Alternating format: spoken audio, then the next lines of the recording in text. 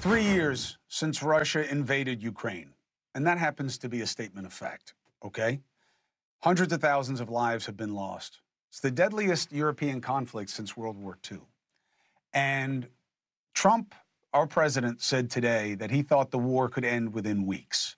This comes after calling Ukraine's leader Zelenskyy a dictator and basically suggesting that they had a role in Russia doing what they had to do. Dan Rice joins us, special advisor to the Ukrainian military, and he joins me live from the front lines in Dnipro, Ukraine. You guys doing okay out there? You all right? Yeah, how you doing, Chris? Yeah, I'm here in Dnipro, which is a beautiful city. We're about 100 kilometers from the front lines. Get shelled pretty regularly, but the people here are really resilient, and it's a great community. How are they dealing with, in terms of resilience, hearing that they had something to do with starting this war, which is the new line from the Trump administration? And what does that do to the relative leverage? Well, when you're facing an existential threat of the enormous Russian army coming down on you, bearing down on you, committing all these horrible, heinous war crimes, stealing children, raping, looting, it's a completely disruptive army that's disgusting. When you have that bearing down on you and you hear that your democratically elected leader is a dictator, it bothers people. Well, what it's doing is actually coalescing everybody around the democratically elected leader.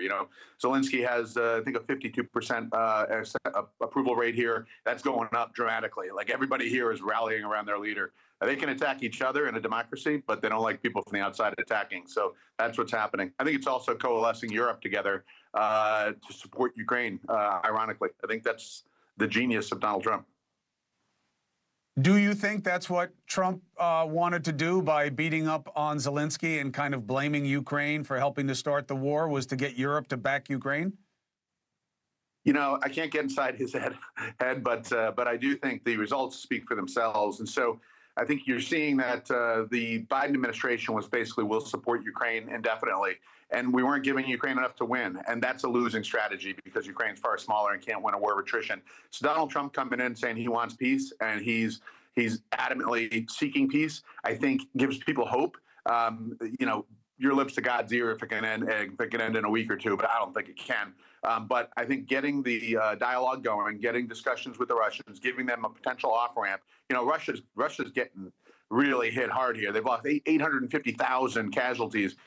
By May, they're going to hit 1 million Russian casualties. They're getting hit hard. Their economy's hurting. They've got a 21% interest rate. They've got a 9.9% inflation rate and growing. And now Trump is hitting them hard with the Indian trade deal. The Indian trade deal wasn't a deal with India. The Indian trade deal was a deal to hurt Russia.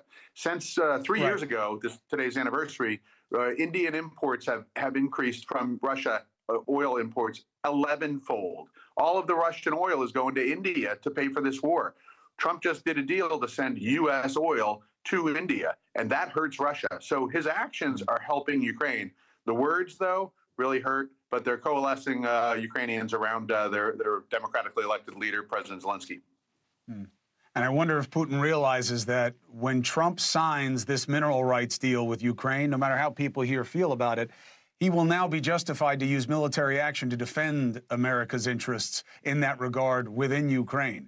It's an interesting little fold at the negotiating table. But Dan, I got to jump.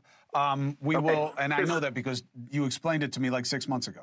But we will continue the conversation. Please stay safe, and thank you for the insight.